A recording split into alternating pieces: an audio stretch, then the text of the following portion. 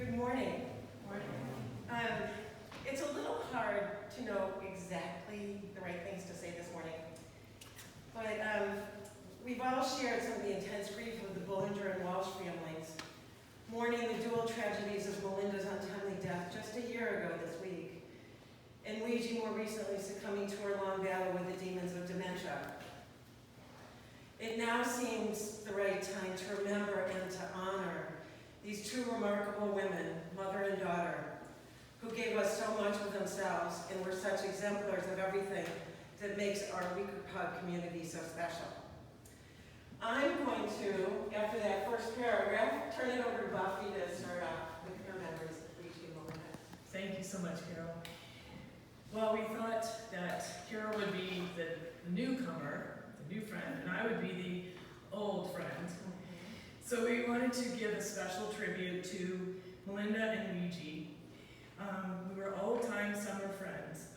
Looking back at some old photos, I realized that both of our parents were in each other's weddings in 1952 and 1954.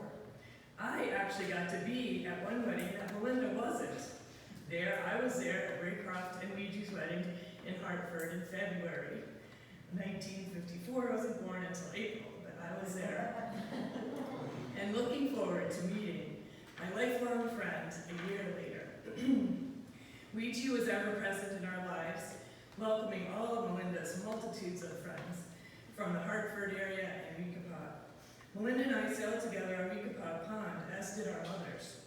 They sailed against the indomitable Anne Earl in the Mighty Mamas on Wednesday afternoons.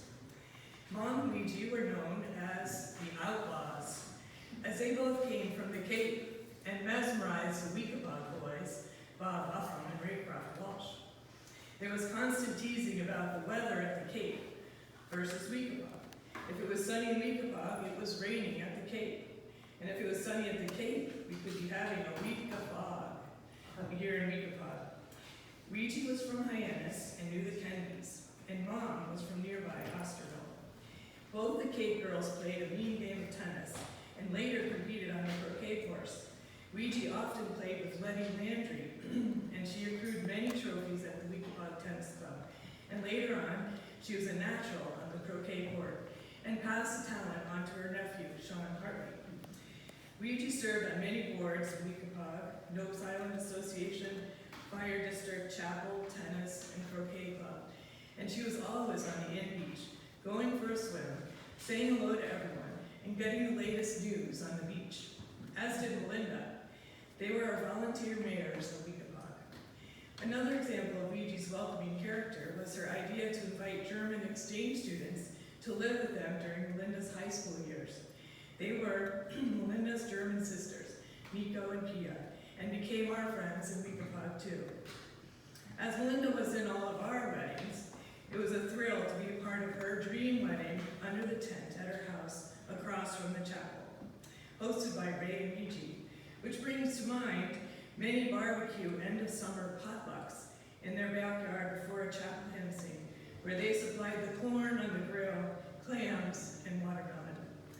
One other pond memory of Melinda and I in our teens, where somehow we sailed my grandfather's 22-foot Sea Sprite into the pond from Avondale and anchored right off my parents' dock.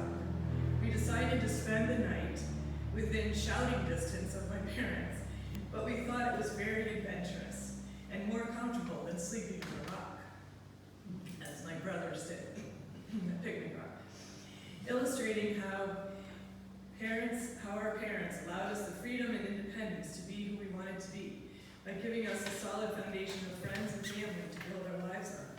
Melinda followed in her mother's footsteps in many ways: involvement in the community, a spiritual base, keeping up with many friends, planting gardens and flowers for all to enjoy. I am lucky to be one of Melinda's oldest friends. She always warmly welcomed me back to Weegie every summer, and also did come to Florida for my decade's birthdays, mine in April and hers in May, a year apart. I'm glad she got to spend her last years in a place she loved with her family, her mom, her husband, and two wonderful children, that they got to grow up in a place we all cherished and has so many stories to tell. We will miss them, but hope we can keep the traditions growing and their memories alive. Okay, we still have a part two. As Buff pointed out, I'm kind of new around here. I didn't arrive until 1987 when my future husband invited me for a walk on the beach. This was February. It surely didn't take long to get to know Weegie and Melinda. Weegie always so gracious, freely lending her beetle cat, arranging tennis games, encouraging croquet, suggesting that I join this or that board. Melinda and I sharing a 1955 birthday and finding a ton of common friends and experiences. The clincher, though, was the 1999 births of Sophie and Nell. Melinda and I, at age 44 years old, were clearly the oldest first-time moms in the history of Weegie. And this marked the beginning of a deep friendship and bond, truly a rare gift in adulthood. When I think about Melinda, I will always remember and admire her passions and clear priorities, in particular for her friends, her family, and her faith. Melinda had a very special talent for being a good friend. I think the hundreds of people who gathered in this place a year ago to celebrate Melinda's life were a testament to this. Melinda seemed to collect friends in every phase of her life, always upbeat and welcoming. She had a way of keeping up, rarely letting older friends be forgotten. Melinda was a great listener. Her social worker's ear clearly made her uncannily able to sense a friend's need.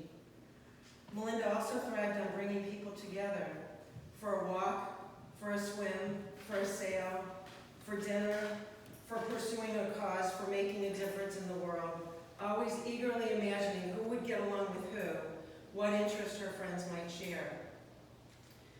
Melinda was also passionate about her family, her immediate family, her extended family, and true appreciation for the generations who came before her. Melinda's devotion to Weegie was unwavering. Melinda always seemed to be the one organizing the family to come together on special occasions and holidays and any time. Melinda was also ever curious and interested as to what was going on in all of our families. And finally, Melinda was passionate about her faith. She was a deeply spiritual person, and I have to believe that her faith was instrumental in the truly remarkable strength and positive attitude she brought to dealing with the curveball of the cancer that took her leg. None of us will forget seeing Melinda fight valiantly to succeed in getting back on her feet, walking daily and ultimately returning to the daily swim in the ocean that was her very happiest place. Melinda shared her spirituality with all of us in the Weegie community through her 7 years of dedicated, creative, and enthusiastic leadership of the Weegie Chapel Society. Weegie and Melinda both loved Weegie and lived their lives here to the fullest. May we all remember and covet their memories.